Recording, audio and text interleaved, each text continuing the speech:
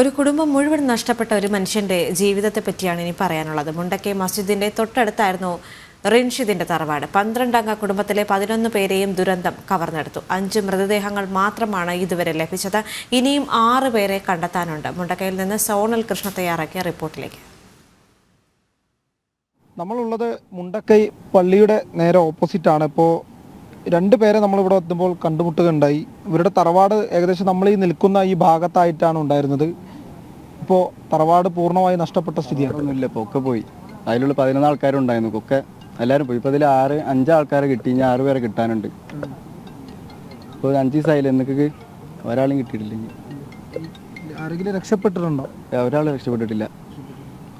5 പേരെ കിട്ടി. അതും ഇവിടുന്ന് തന്നെ 2-3 ആൾക്കാർ കിട്ടിയിരിക്കുന്നു. പിന്നെ ചൂരമലൊക്കെ ആയിട്ട് അങ്ങനെയും കിട്ടിയിട്ടുണ്ട്.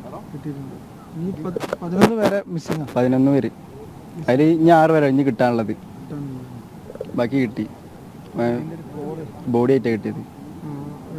മുൻപ് കോണ്ടാക്ട് ചെയ്യാൻ എന്തെങ്കിലും ചെയ്തിരുന്നോ? ഇത് പൊട്ടുന്ന സമയത്ത് ഞങ്ങൾ കോണ്ടാക്ട് ചെയ്തിരുന്നു. ഒരു 1:36 ആകുമ്പോൾ ഞങ്ങൾ വിളിച്ച് പറഞ്ഞിരുന്നു ഇങ്ങനെ. ഞങ്ങൾ ചൂരമലയാണ് താമസം. അപ്പോൾ വിളിച്ച് പറഞ്ഞപ്പോൾ ഇങ്ങനെ സൗണ്ട് കേൾക്കുന്നുണ്ട്, മാറിക്കോന്ന് പറഞ്ഞ് ശരി നോക്കട്ടെ എന്ന് പറഞ്ഞ് കട്ടാക്കി. അപ്പോൾ ഞാൻ അവിടെ എത്തി സാധനം. അപ്പോൾ ഞാനും വാപ്പിമ്മയും ഓടി രക്ഷപ്പെട്ട്. പിന്നെ വിളിച്ചപ്പോൾ എല്ലാവരും ഫോൺ സ്വിച്ച് ഓഫാ. പിക്ക് ചെയ്തിട്ട് സംസാരിച്ചത് അപ്പം മാറേണ്ടിയിട്ട് പറഞ്ഞപ്പോൾ അതേ നോക്കാന്നുള്ള രീതിയിൽ പറഞ്ഞത്. പക്ഷേ ഉറക്കത്തായിരുന്നു. നോക്കാന്നുള്ള പറഞ്ഞത് മുഴുവിച്ചിട്ടില്ല. ബാക്കി പിന്നെ എന്താന്നുള്ളത് അത് ഇറങ്ങി ഓടിക്കണമെന്നുണ്ട്. ഒരു വേഗം കിട്ടി. വിളിച്ചിട്ടെടുത്തത് 2 പേരായിരുന്നു വിളിച്ചിട്ടെടുത്തത്. അവർ 2 പേരെ പെട്ടെന്ന് തന്നെ കിട്ടുകയും ചെയ്തിട്ടുണ്ട്. 2 ആൾക്കാരെ വിളിച്ചു. 2 ആൾക്കാരും പെട്ടെന്ന് നമുക്ക് കിട്ടിയിട്ടുണ്ടായിരുന്നു. രക്ഷപ്പെട്ടിട്ടില്ല. പെട്ടെന്ന് തന്നെ ബോഡി പെട്ടെന്ന് കിട്ടിയായിരുന്നു. അങ്ങനെ തന്നെ ഇറങ്ങി ഓടി ഉണ്ടാവും. അതേക്ക് ഫസ്റ്റ് തന്നെ ഒരു ബോഡി അവിടെ നിന്ന് കിട്ടിയത്. ബാക്കിയുള്ളവർ പിന്നെ പറയാൻ കഴിയില്ല. ഒരു പോയിക്കില്ലെങ്കിൽ ഇവിടെ തന്നെ ഉണ്ടാവും. ചിലപ്പോൾ ഇവിടെ തന്നെ സെർച്ച് ചെയ്താൽ ചിലപ്പം കിട്ടും. 2 ഫ്ലോർ ഉണ്ട്, 2 നില വീടാണ്. ചിലപ്പോൾ ഇവിടെ തപ്പി കഴിഞ്ഞ് ചിലപ്പം കിട്ടും.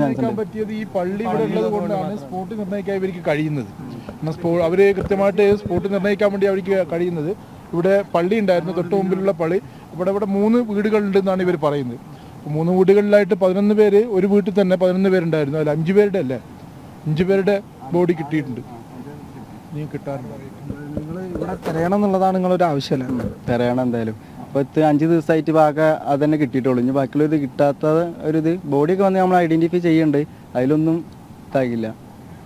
ഇനി ചിലപ്പോൾ ഇനി ഈ പരിസരത്ത് എവിടെയെങ്കിലും തപ്പി കഴിഞ്ഞാൽ ചിലപ്പോൾ കിട്ടാൻ ചാൻസ് ഉണ്ട്. ഏറ്റവും വിഷമകരമായിട്ടുള്ള ഒരു വാർത്ത തന്നെയാണ്. കാരണം 11 പേരെ ഇപ്പോഴും കാണാനില്ല എന്നുള്ളൊരു വാർത്തയാണ് അവരുടെ ബന്ധുക്കൾ പങ്കുവയ്ക്കുന്നത്. 5 പേരുടെ മൃതദേഹം മാത്രമാണ് ലഭിച്ചിട്ടുള്ളത്. ഇനിയും 11 പേരെ ലഭിക്കാനുണ്ട് എന്നുള്ള സങ്കടകരമായ വാർത്തയാണ്. 1 നില വീട്. അപ്പോൾ നമുക്ക് ഈ ഒരു അപകടത്തിൻ്റെ ആഘാതം എത്രത്തോളം ഉണ്ട് എന്ന് നമുക്ക് മനസ്സിലാക്കാൻ പറ്റും. എന്തായാലും വിഷമം എന്നല്ലാതെ മറ്റൊന്നും പറയാനില്ല. ഇവിടെ തിരയണം, ഹിറ്റാച്ചി എല്ലാം തന്നെ ഉപകരണങ്ങൾ ഉപയോഗിച്ച് ഇവിടെ തിരയണം എന്നുള്ളതാണ് ആ കുടുംബത്തിൻ്റെ പ്രധാനപ്പെട്ട ആവശ്യം. മുണ്ടക്കൈയിൽ നിന്നും പ്രശോഭിനൊപ്പം വി സോണൽ കൃഷ്ണ, ജനം, വയനാട്.